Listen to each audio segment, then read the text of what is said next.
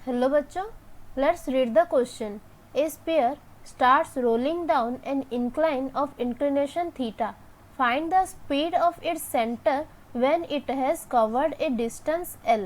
तो इसमें क्या दिया है, एक स्फीयर है जो कि एक इंक्लाइन प्लेन में रोल डाउन कर रहा है, मतलब ऊपर से नीचे तक आ रहा है. अगर वो एक डिस्टेंस L कवर कर चुका होगा तो वहाँ पर उसका सेंटर का स्पीड क्या होगा ये हमें बताना है. तो इसे अगर हम एक डायग्राम में रिप्रेजेंट करेंगे तो क्या हो जाएगा, ये एक इंक्लाइन प्लेन है, इसका एंगल दिया है थीटा, और इसमें ये डिस्टेंस को हम ले लेते हैं L.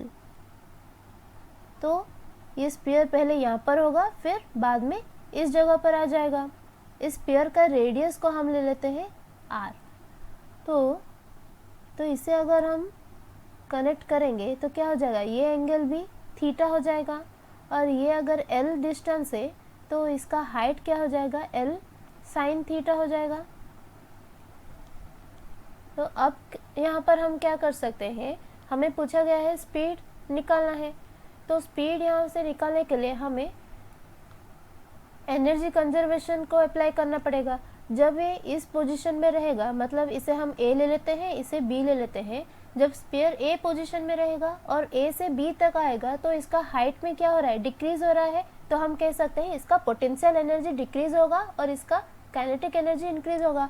और जितना अमाउंट का पोटेंशियल एनर्जी डिक्रीज होगा वो इस स्फीयर का लीनियर काइनेटिक एनर्जी और रोटेशनल काइनेटिक एनर्जी को बढ़ाने में यूज हो जाएगा. तो हम क्या लिख सकते हैं इसके लिए,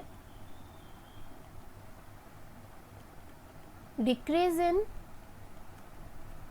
potential energy is equal to increase in linear kinetic energy plus rotational kinetic energy. क्योंकि यहाँ पर ये जो स्फीयर क्या कर रहा है, आगे भी बढ़ रहा है और रोटेट भी कर रहा है, तो दोनों काइनेटिक एनर्जी यहाँ पर इंक्रीज होगा. अगर हम इस स्फीयर का लीनियर वेलोसिटी को v ले लेंगे और एंगुलर वेलोसिटी को ओमेगा ले लेंगे, तो यहाँ पर रोल डाउन के लिए क्या हम कह सकते हैं, v is equal to R omega हो जाएगा. तो इस रिलेशन को हम आगे यूज करेंगे. तो पोटेंशियल एनर्जी कितना डिक्रीज हो रहा है ये हम क्या कह सकते हैं, initial potential energy minus final potential energy. तो इसमें जो डिस्टेंस हाइट है वो कितना चेंज हो रहा है, L साइन थीटा.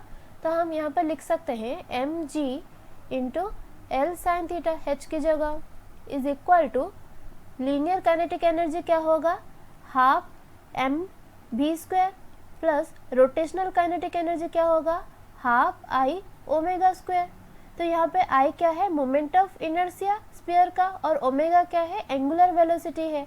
तो यहाँ पर i क्या हो जाएगा स्फीयर के लिए 2/5 mr स्क्वायर और ओमेगा हो जाएगा v/r. इन दोनों वैल्यू को हम यहाँ पर पुट कर देंगे.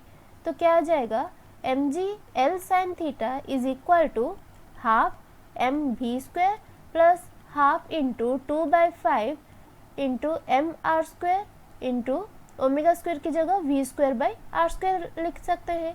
तो r स्क्वायर कैंसिल हो जाएगा, यहाँ पर 2 कैंसिल हो जाएगा, और क्या रहेगा, mg L sine theta is equal to half m v square plus 1/5 m v square आ जाएगा.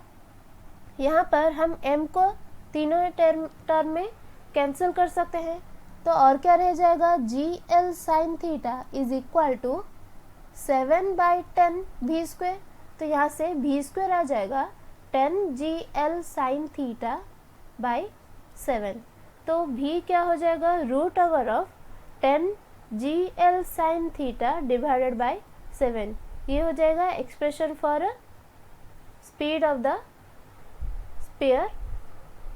तो ये हो गया हमारा answer. Speed of the centre of the sphere is root over of 10 G L sine theta by 7. I hope you understand it well. All the best.